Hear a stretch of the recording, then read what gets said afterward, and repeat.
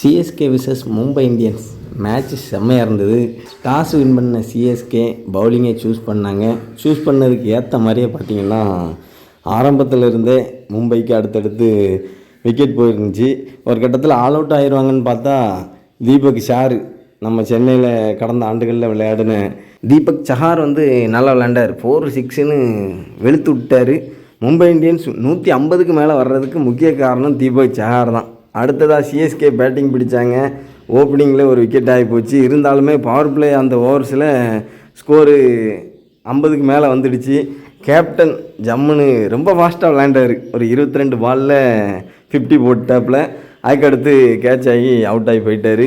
அடுத்தடுத்து சிஎஸ்கேவுக்குமே விக்கெட் விழுந்துட்டு இருந்துச்சு. இருந்தாலும் நமக்கு கான்ஃபிடென்ஸாக சிஎஸ்கே ஜெயிக்குங்கிற நம்பிக்கை இருந்தது. ஏன்னா டார்கெட்டு கம்மி, அதே நேரத்தில் இன்னும் ஆட்கள்லாம் இருக்காங்கன்னு சொல்லி. இருந்தாலும் மும்பையில் ஒரு புதுமுகன் நினைக்கிறேன், ஒரு ஸ்பின் பவுலர் பையன், பேர் ஏதோ கேரளா பையன் நினைக்கிறேன், பேர் டக்குன்னு நவரம்டைக்கு அருமையாக பந்து போட்டாப்பில் நல்லா விக்கெட் எடுத்தார்.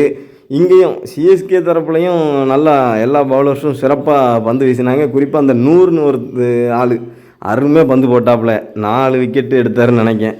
ஆக மொத்தத்தில் ஃபைனலாக அந்த கடைசி 2 ஓவர்னாலே தலை வரணுங்கிறது விதி மாதிரி டோனியும் வந்தாப்பில் அப்படி ஒரு ஸ்ட்ரோக் வச்சார். அவ்வளோதான், வின்னிங் ஷாட் அடிப்பார்னு பார்த்தா ஆரம்பத்திலேருந்து அப்படி ஸ்லோவாக ஆடிக்கிட்டு இருந்த ரச்சின் ரவீந்திரா ஃபைனல் 2 ஓவரில் கொஞ்சம் வேகமாக அடித்து அவரும் 50 போட்டு வின்னிங் ஷாட் ஒரு 6 அடித்து விட்டாப்புல. ஃபைனலி சிஎஸ்கே கெத்தாக ஃபஸ்ட்டு மேட்சை வின் பண்ணிட்டாங்க.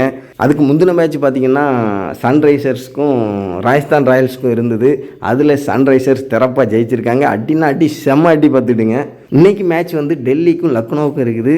எனக்கு தெரிஞ்சு இந்த மேட்ச்சில் லக்னோ முதல் வெற்றியை பதிவு பண்ணணும்னு நினைக்கிறேன். அந்த மேட்சை பற்றி நாளைக்கு பேசுகிறேன். பாய்.